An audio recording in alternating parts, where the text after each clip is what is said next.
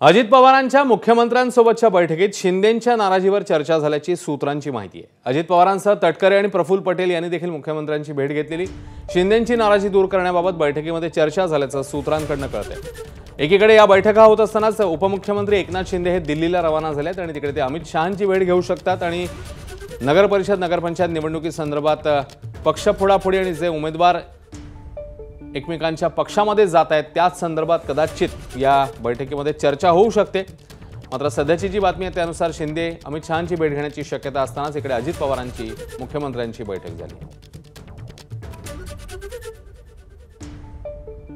आणि नेमकं काय घडतंय राज्याच्या राजकीय वर्तुळात जाणून घेऊया निलेश बुधावले यांच्याकडे। निलेश, एकीकडे काल आपण बघितलेलं होतं शिवसेनेतलं नाराजी नाट्य आणि आज एकनाथ शिंदे दिल्लीला पोहोचतायत, इकडे बैठक होती, नेमकं काय घडतंय महायुतीत निलेश?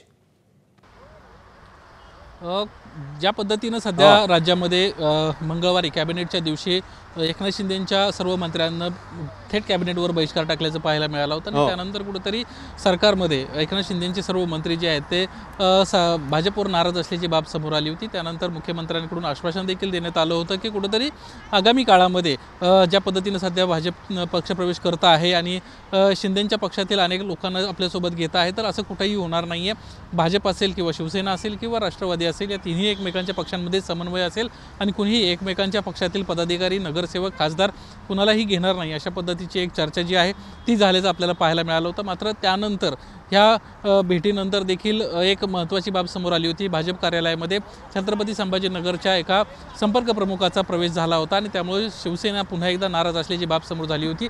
आता या नाराजीचा दुसरा अंक आपल्याला समोर येताना पाहायला मिळतोय। तर उपमुख्यमंत्री एकनाथ शिंदे दिल्लीला रवाना झाले आणि गृहमंत्री अमित शहा जे महायुतीचे शिल्पकार आहेत त्यांच्या भेटीला गेल्याचं आपल्याला पाहायला मिळतंय। आणि या भेटीमध्ये आता या एकंदरीतच राज्यातील सध्याची परिस्थिती आणि ज्या पद्धतीने आपल्याला सरकारमध्ये वागणूक मिळते आहे, आपलेच पदाधिकारी नेते कसे फोडले जात आहेत ह्या संदर्भामध्ये ते तक्रार करताना आपल्याला दिसतील।